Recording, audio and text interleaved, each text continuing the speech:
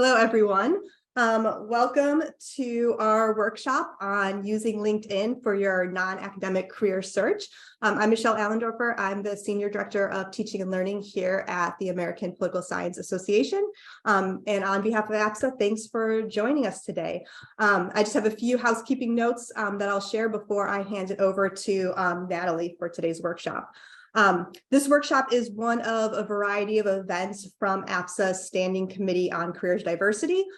This committee's mission is to advise APSA in ways to support political science graduate students and PhDs who are interested in exploring non-academic careers. You could find more resources on APSA's webpage. I think Bennett's going to drop that in the chat for us, including recordings from past workshops and webinars. Last year, the committee hosted a panel of non-academic practitioners, as well as a resume workshop. So all of those recordings are available on the link that was just shared in the chat. Before we get started, we also ask all workshop participants to adhere to APSA's Respect Campaign. The Respect Campaign encourages professional respect, buy-in towards all APSA event attendees and participants at all times. Respect stands for respectful, equitable, safe, professional, and ethical conduct towards all. The APSA Sexual Harassment Survey Report and Anti-Harassment Policy and the Code of Conduct address the importance of facilitating a climate of respect at all APSA events, and you can learn more about the campaign and Code of Conduct on APSA's website. Throughout the event today, please feel free to use the Q&A box to ask any questions. We'll be recording the first half of the presentation and making it available on APSA's website shortly. Once Natalie is done with the formal part of the presentation, we will end the recording and have some time for a little bit more interactive engagement. Closed captioning has been enabled. You can click on the icon on the bottom of your screen to view captions during the webinar. And now I'm pleased to introduce Natalie Jackson, who is one of the co-chairs of APSA's Careers Diversity Committee. Natalie is a research consultant and has held a variety of non-faculty positions in media, nonprofit organizations, and academic institutions since earning her PhD from the University of Oklahoma in 2011. And with that, I hand it over to you, Natalie. Thank you. Thanks, Michelle. Hello, everyone. So what we're going to do for the first 30-ish minutes is I'm going to give you a tour of LinkedIn and with an eye to searching for jobs and how to get your profile picked up by recruiters that are fishing around on LinkedIn for job candidates. A couple of caveats that I want to be clear about. I have no special insight or data or information about how things work on the inside of LinkedIn. The reason I offered to do this is simply that I spend a lot of time digging around on LinkedIn. At some point several years ago, even when I wasn't looking for a job, it became one of my procrastination techniques to just see what was out there in my field constantly. So I just spend a lot of time in LinkedIn working with it. I have gotten headhunted off of LinkedIn a couple of times, more than a couple of times, several times. And one time it did turn into a job. So there is value in that aspect. So the thing is, it's just not super useful in academia. And a lot of, I have some professors that are connections on my LinkedIn, but they're not active at all and they barely have a profile set up, So it's not a super essential thing for academia. You know where you go to find academic jobs, but it is super useful outside of academia. So I'm not going to talk, the other caveat is I'm not going to talk about posting on LinkedIn. That's kind of a different game. I have no idea how to make effective LinkedIn posts that get you attention. No, not a clue. That's not something that I do regularly. There are lots of influencers that you'll see around LinkedIn that do that. I don't know what their secret sauce is. But I do know how to find jobs. So That's what we're going to talk about. I'll talk a little bit about setting up your profile in the process, because setting up your profile is an important piece of finding a job, because you want recruiters to be able to find you. And I'll talk about privacy settings for all of that as well. So I am going to use my LinkedIn profile as the example here. Pardon me for just a second while I rearrange my screen. Because when I screen shared, it flipped everything around. Oops, whoops.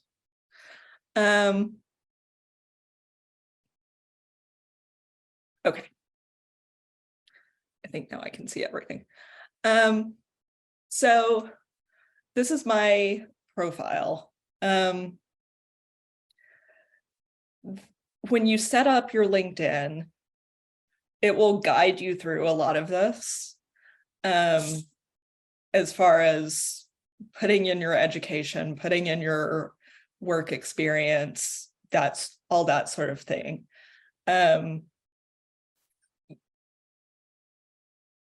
It makes suggestions, it does, anyway. Scrolling down to the actual content.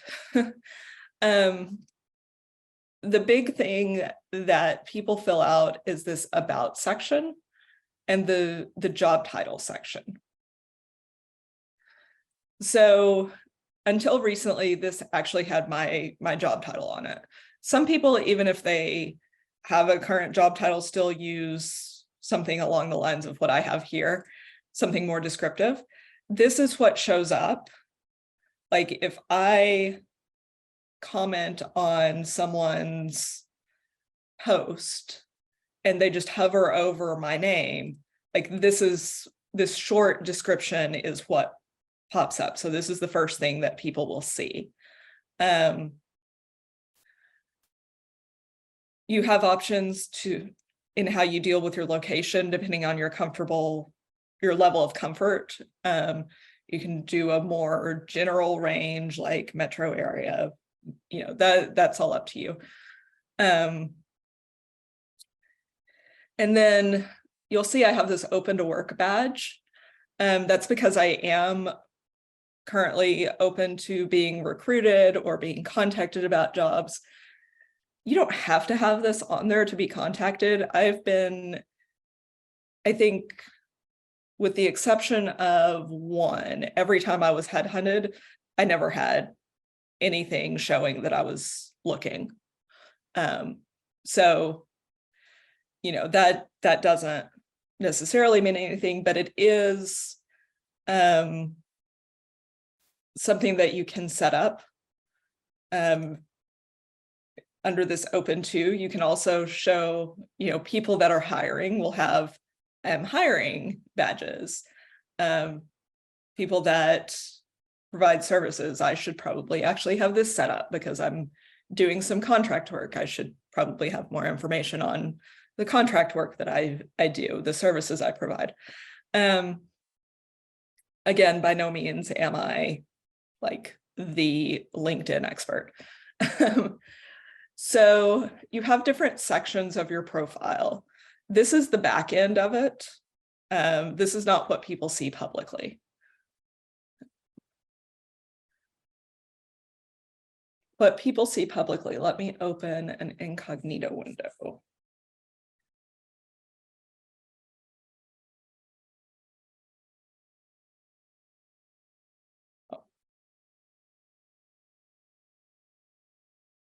So this is what people would see on my profile from not the back end. Oh, I have to switch my screen share. Hang on.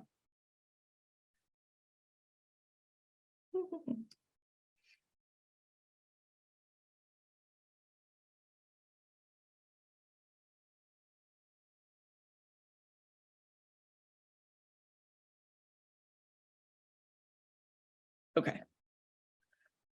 This is what you see from the public setup. The short little description of what I do, my location, your number of followers and connections is, that will add up the longer you're on LinkedIn, the more people that are on LinkedIn. LinkedIn is not Facebook. People who you don't know will ask to connect with you because you're in the same field or you have a bunch of people in common or things like that. So it's not the same level of like, oh, they friend requested me on Facebook. It's more freewheeling. I have 667 followers and 500 plus connections. I guarantee you I've never met at least half of those in person. They're just that kind of thing. People in the same field, people who you connect with. The advantage of connecting with people is then if they do something, if they comment on something, if they post a job, you will see that on your main feed, which I'll show you in a second. So first thing is your short description. You'll want to have something that describes what you do, what your thing is. That seems to be more common now than just having like research assistant at the University of whatever. Being descriptive about what you do, what you want to do is good here. And then you use this about section to be more, to give it more color, to describe in more detail what you're doing.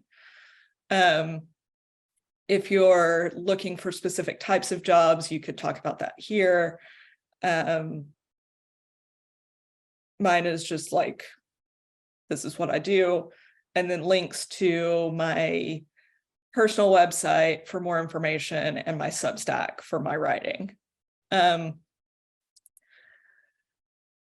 experience, and because I'm logged out, this is all I get. So we're gonna cut back over to the one where I'm logged in. But in general, what you would see from the public perspective, if you were logged into LinkedIn, you would see my experience, my education, and my skills. I'll show you that on the other page.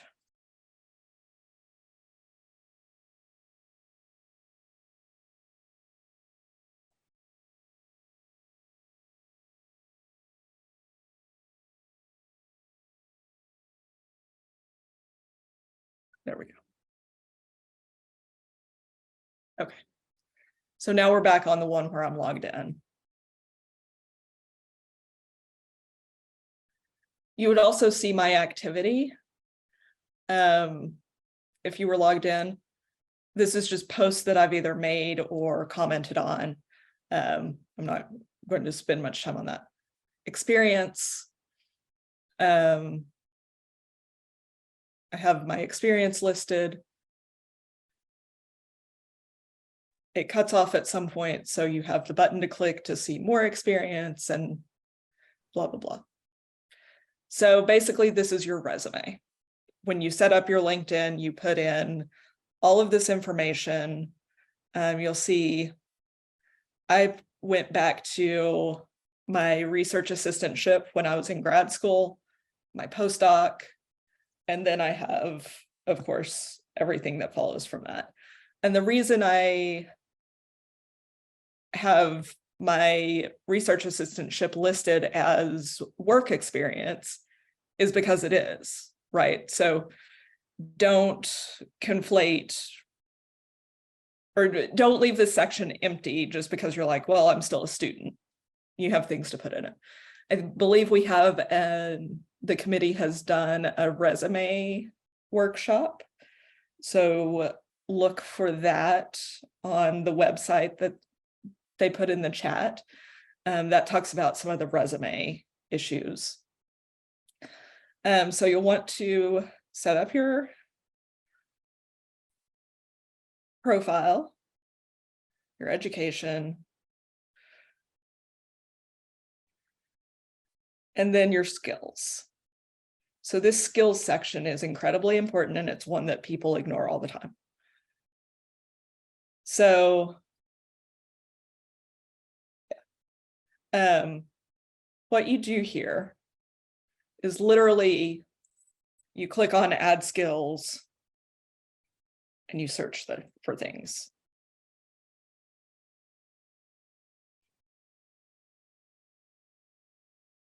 And then you have the option to specify where you use that skill. You don't have to do any of that. You can also follow it. Following a skill means that LinkedIn is going to give you information about that topic in your feed. I don't actually want to save this, but you would click save. Oops, discard. Once you've put all of your skills in, this is what it ultimately looks like. Oops.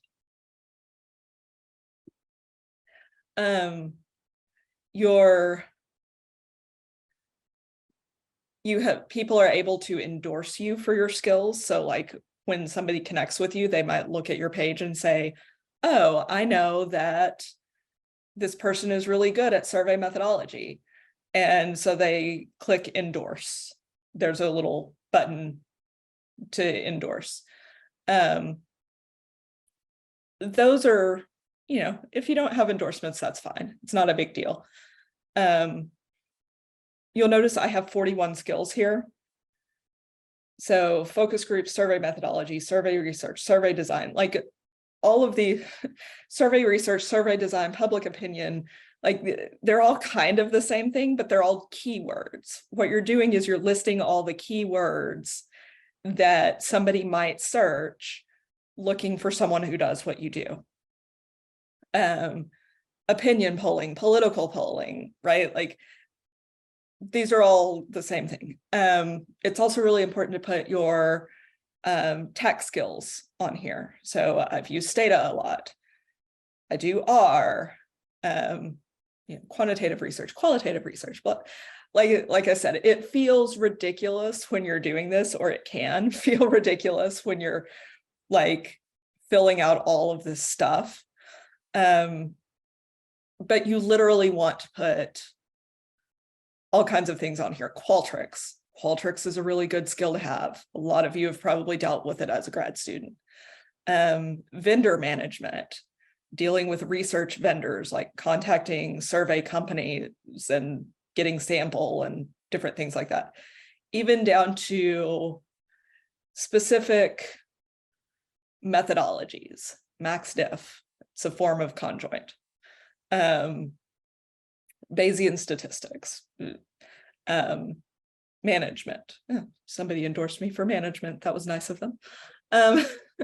So you want to list everything in this skill section.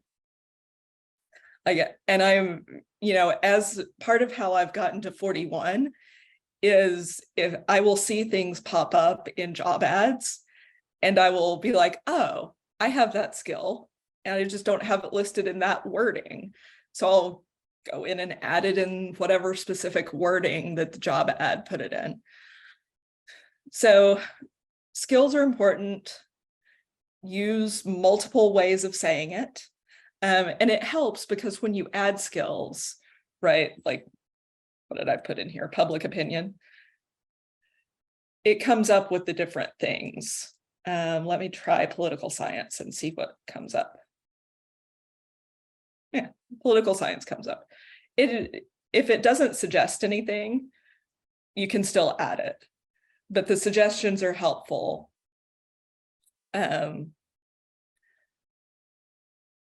As far as that goes.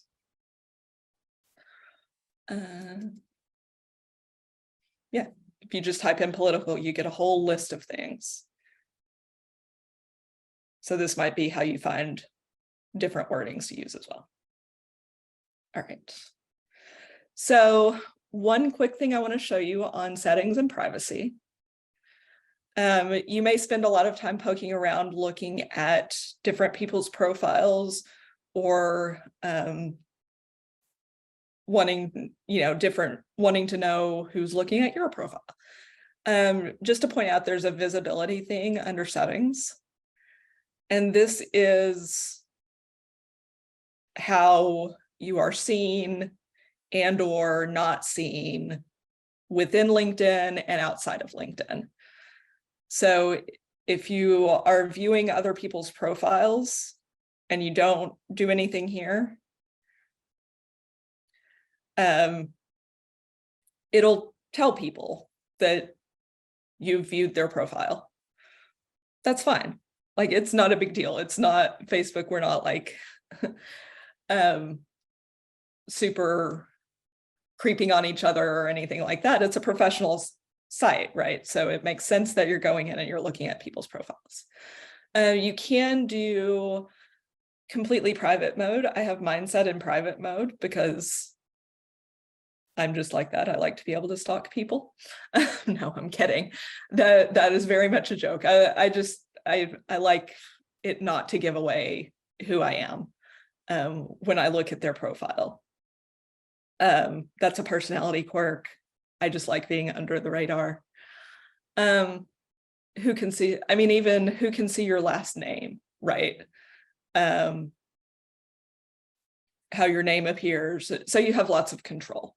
So if it feels like you're putting a lot of information on here, remember that you do have all of these settings, all of the privacy settings, all of these ways to control who sees what.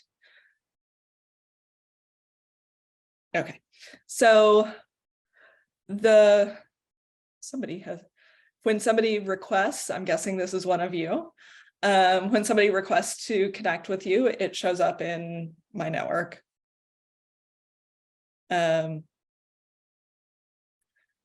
Notifications or other little things. So this jobs tab, this is what we care about. So the first thing I'll say is searching for jobs outside of academia is intense and it takes a lot of time. There aren't really a lot of shortcuts because you're now in a much larger pool of positions, right? We know, in general, we know how to read academic job ads. We know where to find them. And we know what, you have one set of materials that kind of, what needs to go where with, some customization. You're in a different game now. And I don't say that to try to scare you in any way. I just want you to be prepared that it is overwhelming at first. You'll develop your own, I'm going to show you my tricks for getting around the overwhelm. You'll develop your own as you poke around, but it does simply require time. You will have to invest time in reading a lot of different job ads, doing a lot of different searches, and just trying to figure out how to find exactly what it is you're looking for. So I obviously have some things populated here because, like I said, I spend time here. If you haven't done a lot, if you've done recent job searches, it'll show them for you. If you're starting just a new search, you'll start up here.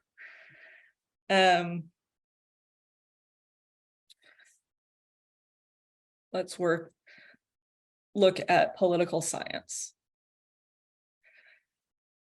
So these are the key term. This is the key term.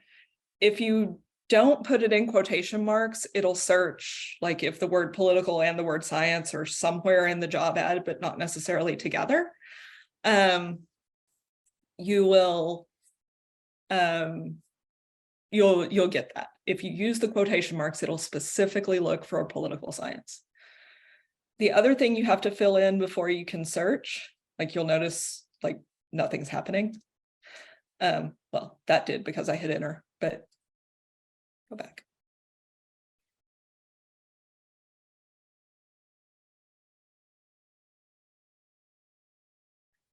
The other thing is location, right? So what I would encourage you to do is to start with all US or all, if you're looking in different countries, I would encourage countrywide.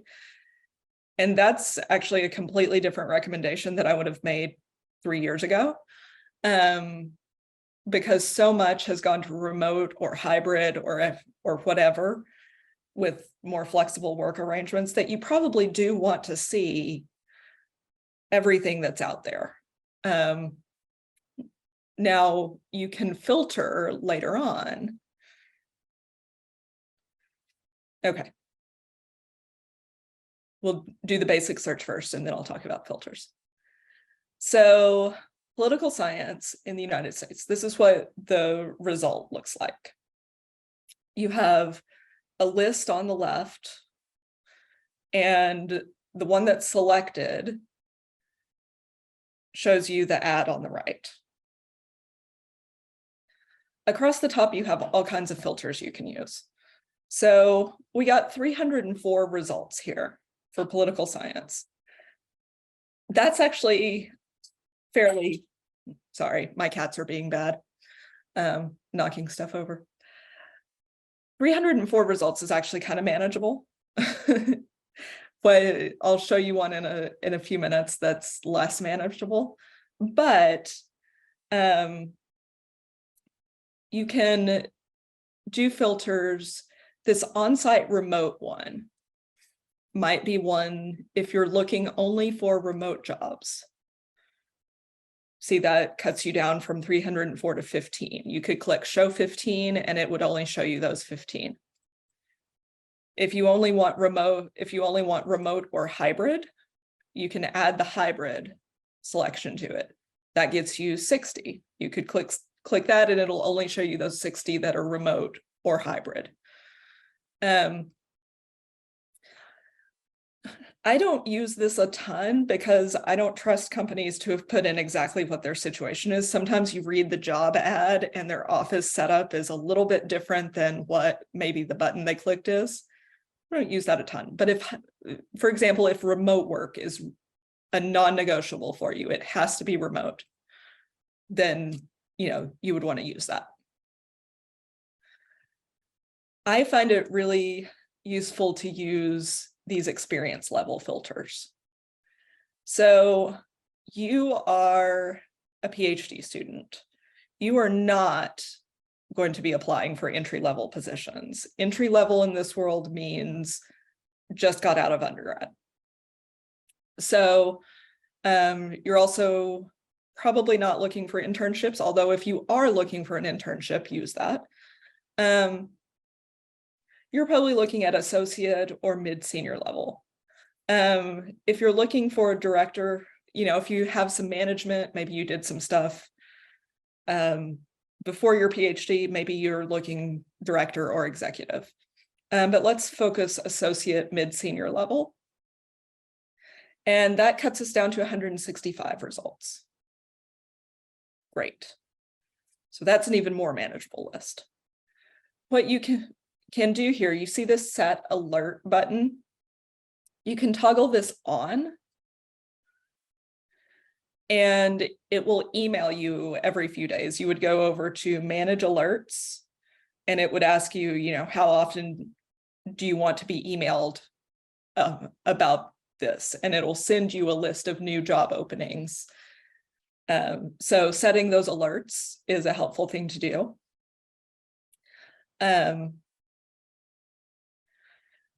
And so the amount of information that you get in a job ad varies a lot. So this one at Princeton, this looks like Bridging Divides Initiative. This looks like a solid all-tac job. It's at a university, but it's not academic. Kind of the first thing I do, skim the description to see if it's even worth it, right? So if you're interested in research on political violence in the US, this might be interesting. Okay.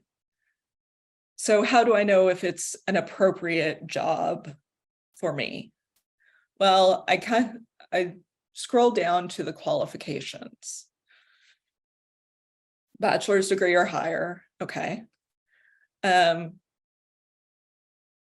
you read through these 2 to 3 years of experience in research, policy, community engagement, or related. You're going to have several years of research by the time you're finishing your PhD, so great. And even better, under preferred, it says master's degree. So preferred master's degree, there you will find very few job ads that directly say you should have a PhD for this job. In general, it'll be master's or it'll be graduate degree preferred. There's just not a ton where they specify PhD. So don't discount it if you see master's degree. The more important thing is going to be the salary, right? Which very few people post, although it's getting more common. So the good thing is there's a move towards salary transparency, and so more people are posting. But this one does not have a salary listed. So you would just kind of look through, maybe you go look at, what does BDI stand for? Oh, maybe you go to their website and you look at what the Bridging Divides Initiative does. You look at their other staff people, see kind of where you think this might land in kind of the range of things you're interested in. And then if you decide to apply, well, 2 things. You can save. So what I do usually when I'm going through like a long list of jobs is I click save on something that's interesting. That sends it over to a pile that I'll show you where it is in a second, and you can keep moving. So I have no idea why political science would have pulled up this particular job. Doesn't really make a lot of sense. Not everything makes a lot of sense on LinkedIn. Rand Corporation, senior policy researcher in biosecurity. This might be of interest. This is probably one of those where it does say, yes, education requirements, PhD. Since we put in political science, you will get some political science academic positions. You'll get a good number of lecturer pool type of things. If you don't want to see an ad, you just don't want to deal with it, you can click this little button and it says you won't see this. Like if you run this search again, you won't see that job again.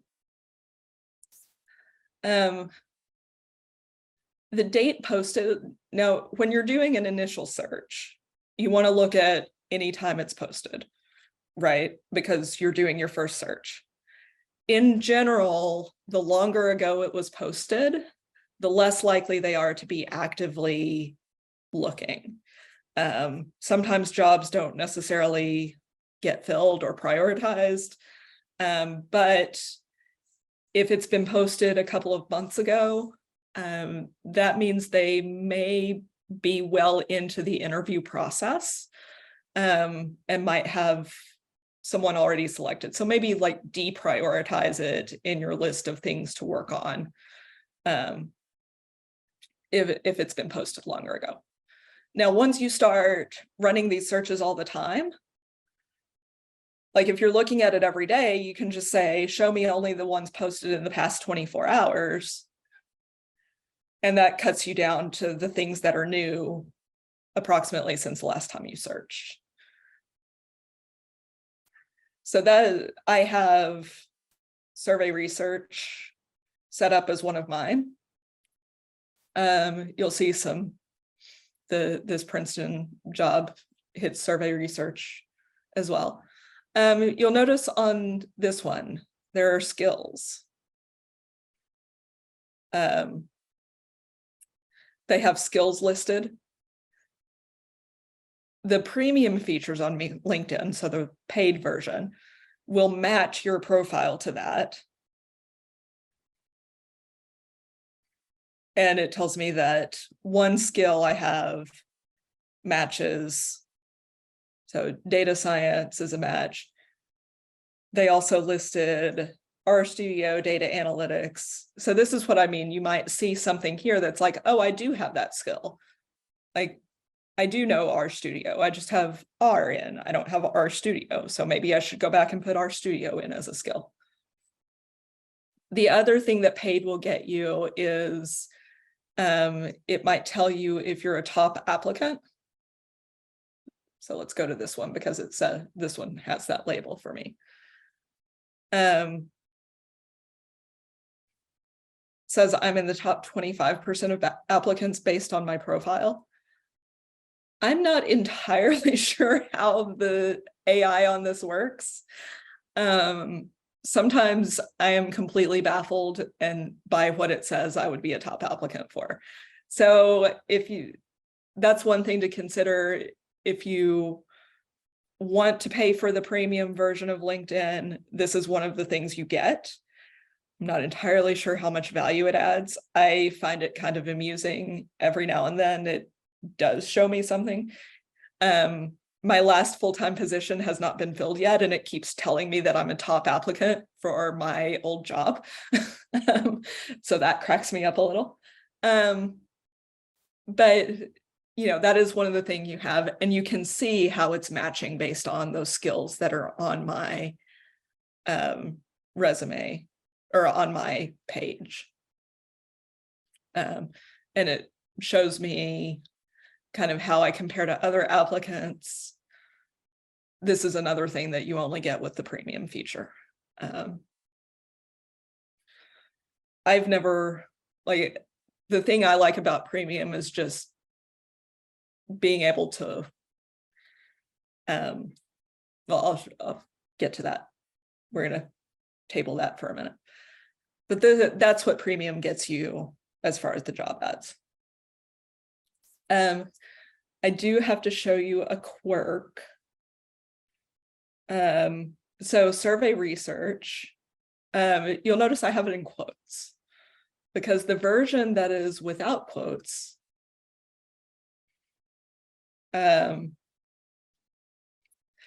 gets me, this is one of those things that you learn yeah. There's more than one type of surveying. I am not a candidate for a land surveyor with the U.S. Army Corps of Engineers, but but they have survey research listed as one of their skills, right? So this is another way in which you are in the wild, wild west of digging for jobs. Not everything that pops up is going to be relevant to you because different things are going to have different meanings in different sectors. So that's where kind of the time element comes in. You are going to have some of this pop up. You just have to look through it, save the jobs that you're interested in as you look through. And then if you go back to the main jobs tab, jobs that you've saved will show up here under my jobs. And you can see there's the one I put in a few minutes ago. There's another one I was looking at briefly.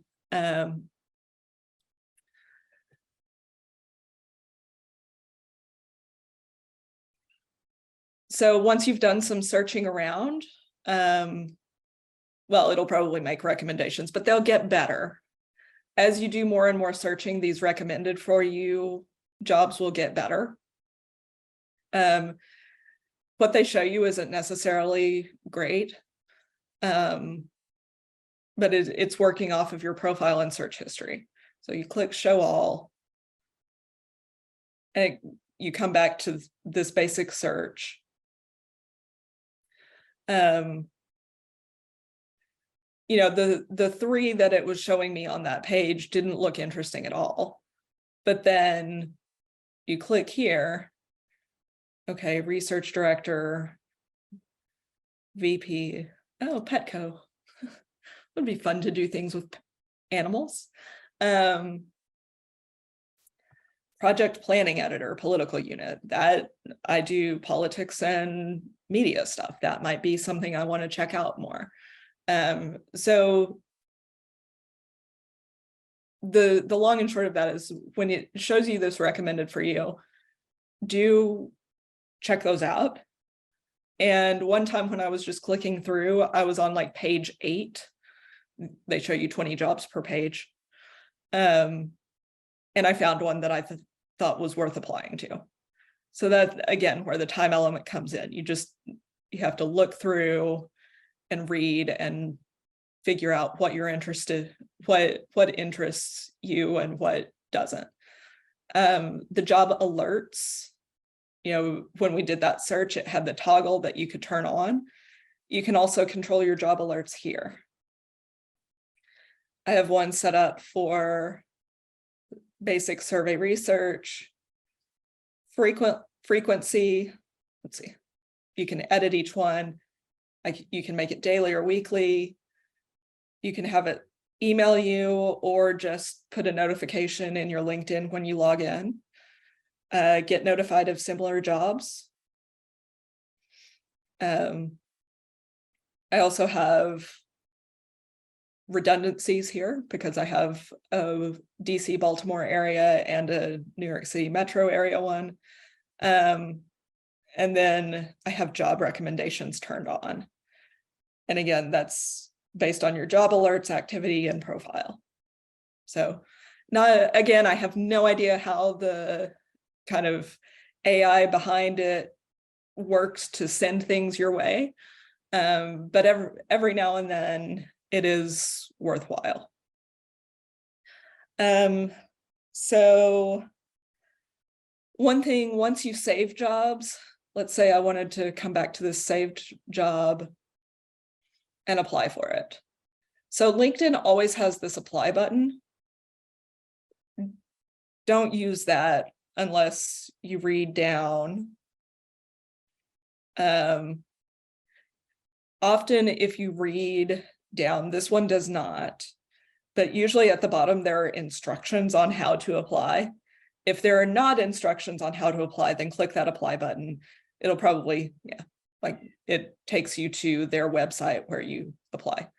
Sometimes it'll say LinkedIn easy apply, but then if you read the job ad carefully, the job ad says send your materials to an email address or go to this website to apply or something like that. So don't just rely on this apply button.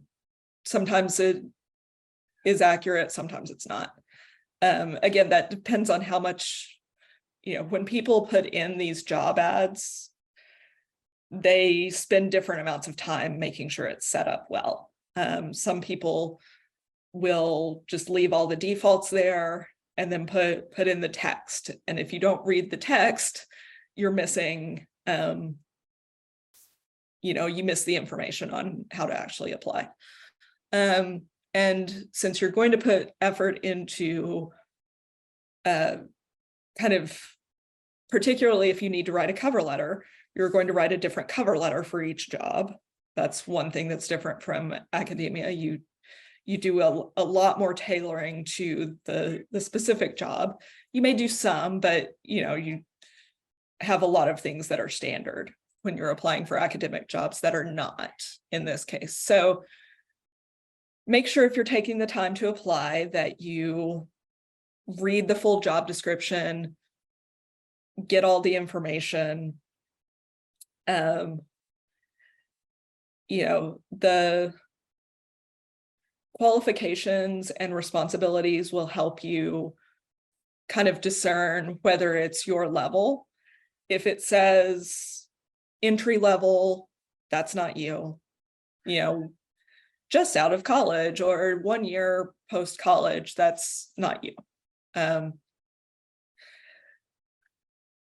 So you're going to be applying things that are in that kind of mid-tier. Let's see, what else? Checking my notes. Okay, so among the things you can do, so premium features, just to show you a little bit about the premium. LinkedIn is not cheap. The premium is it's like $40 a month or something. You get these are kind of all the little things you can get. You get suggestions for skills development, and you can see more easily who's viewed your profile while you stay private. Whereas without LinkedIn Premium, if you stay private, you don't get to see who views your profile either. You get the top applicant recommendations. You get the applicant insights. LinkedIn Learning might be one of the best things about it. I haven't spent as much time as I should in this, but you do get access to courses, interview prep, resume insights, all. And here the open profile allows people outside of your network to contact you. Now, if you don't have premium and you don't have this option, what you can do, all people have to do to be able to contact you is connect with you, right? It's not that difficult. Now, if money is a challenge, for a lot of us it is, you definitely have to weigh whether it's worth, like I said, it's not an inexpensive thing. So make sure you check out specifically what all the premium features are before you jump in and start paying for that. And then one more thing I was going to show you. And I'm not 100% remembering where it is, so bear with me for a second.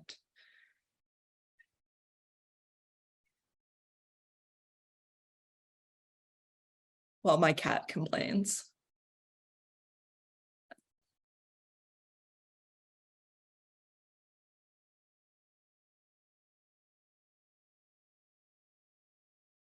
There we go. Okay. So back under the Jobs tab, there's this application settings button. So LinkedIn Easy Apply allows you to basically send a resume very quickly without leaving LinkedIn. Like I said, you have to read the job ad to be sure to make sure that they're not sending you somewhere else. But if there's no other instruction and LinkedIn Easy Apply is selected, you have this ability to just share your resume within the LinkedIn system. One of the things they've done recently, and sometimes there are application questions in there, and you can tell it to save your information, basically meaning that if you click LinkedIn Easy Apply again, you'll have access to all of that information. The recent thing that they've done that's really kind of useful, in my opinion, is share your resume data with all recruiters. You can turn this on or off, right? This is another one of those privacy things. Your level of comfort may be different. But you can upload a resume here and tell it that it can share that data with recruiters. And what that means is, in addition to those skills that you list on your profile, that a recruiter, and recruiters have specific LinkedIn privileges, right? They're set up, they're not like the rest of us. They're set up with very specific like access to different things through their company. And I am pretty sure the companies have to pay for that. And there are a lot of hoops to go through to get there. So it's not just anybody, it's people that are specific recruiters, specifically in LinkedIn as a recruiter. They can view your resume if you have this turned on. I think that's cool. Like, they don't have to reach out to me and be like, can you share your resume? Like, they've already seen it. So if they're reaching out to me, they already know what I'm about. And we can skip a couple steps forward. That's nice, to be honest, because you do get tired of giving people like, here's who I am, here's all that sort of thing. And then, of course, self-ID and information, any of the gender, race, disability, any of that information that job applications ask for, you can have that saved here as well. Again, this is your comfort level. You set it up how you prefer. I would recommend turning on this share your resume data.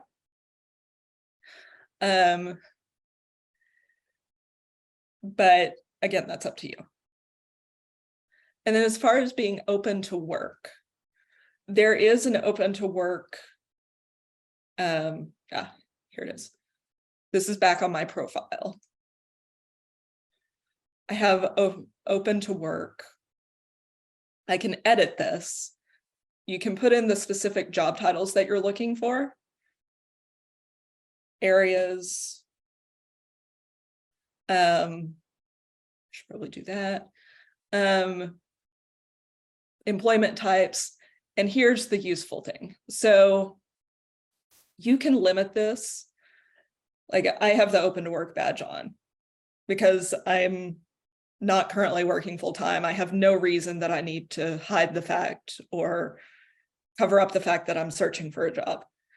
If you are at a company and you're starting to look for a new job, you can turn it on to recruiters only. And now the hiccup there is the caveat here, we take steps not to show recruiters at your current company, but we can't guarantee complete privacy. If your company doesn't have recruiters that have all the LinkedIn access, you're good. But that's a way that you can turn it on to where recruiters can see that you're looking around. I know within academia, there are different levels of support for non-academic jobs, right? If you don't necessarily want to be all out, completely out there, that you're looking around for a non-academic job, you can click this recruiters only and you're going to be pretty safe. Your advisor is not going to be a recruiter on LinkedIn, so you're good. So that's just another little privacy tip. So I am going to stop there